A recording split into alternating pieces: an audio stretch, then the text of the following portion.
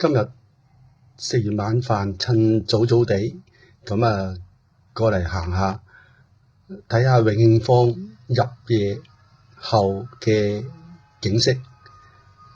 因為咧太夜咧，呢一度咧有好多人嘅，呢度正式係越夜越精彩。咁而家啱啱入夜咧，個個喺度食緊飯，啲遊客又去咗食飯，咁就最好個機會去拍攝同埋去逛逛嘅啦。呢個夜色真係好迷人嘅。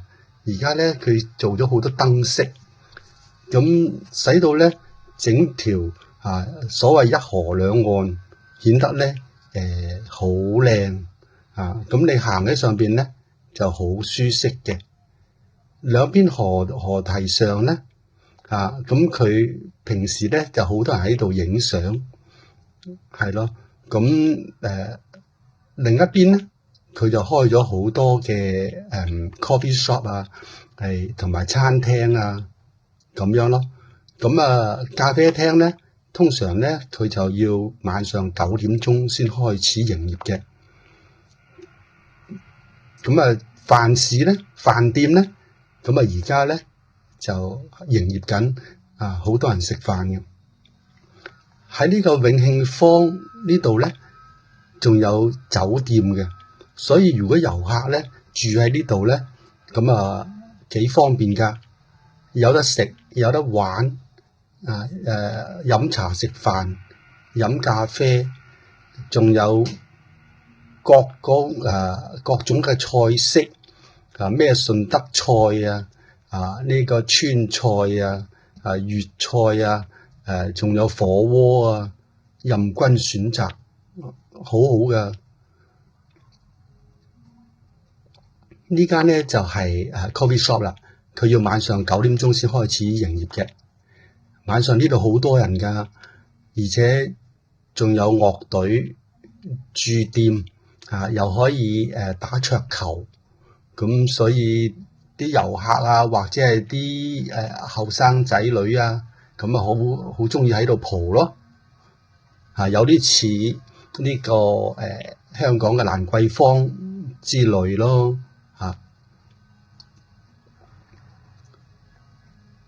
呢間係睇到嘅，呢間咧係火鍋店，佢係食嗰個椰子火鍋，用椰子水嚟做鍋底嘅。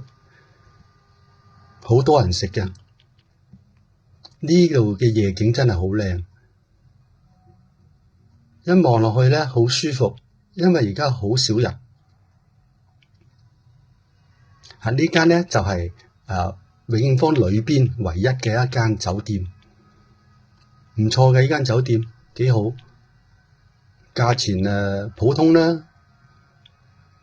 呢一間係西餐廳，平時咧就有一支樂隊進駐嘅，咁有人唱歌啦，係啦，咁就通常咧佢都係要8點過後先至營業嘅，所以而家咧都仲係未有人入去嘅。呢度所謂一河兩岸，你望落去咧個景色係好靚好迷人嘅。平時咧週末節假日咁你想拍到咁樣嘅景色咧就艱難啲啦，因為咧人山人海，你唔知拍人哋嘅人頭定係拍景色。係呢一個廣場咧就包含有呢個粵劇博物館啦。咁粵劇博物館咧，如果本地人咧就係身份證咁就可以入去啦，唔使錢嘅。咁遊客你係用證件啦，咁就 OK 噶啦。入去博物館度咧，你可以聽人哋唱大戲啦。佢有時有人喺度表演嘅。咁有時咧就有啲小朋友喺度學粵劇啦。星期六日就多啲小朋友喺度學粵劇噶啦。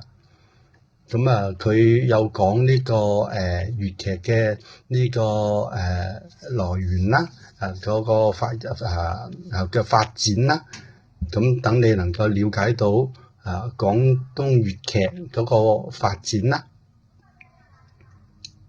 呢度咧就係呢個粵劇博物館嘅一角，好大啊！佢個博物館佔地好大，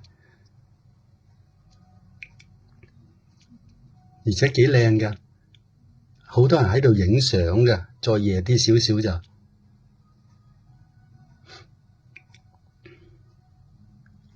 咁啊，一直行過去咧，永慶坊真係好大嘅，你都要花啲時間嘅，一直行過去。咁喺呢個景區嘅右手邊咧，就係嗰個月亮橋啦。咁啊，月亮橋咧就等到一天黑咧，咁就好多人喺度影相噶啦。因為佢個橋嗰個燈飾加上嗰啲水面嘅倒影，形成咗好似真係有個月光咁，所以叫做月亮橋咯。就係呢個啦，月亮橋。好啦，行攰咗啦，咁啊呢度咧仲有小食嘅喎，咁啊行攰咗入去，1分錢就可以有5大粒嘅咖喱魚蛋食㗎啦。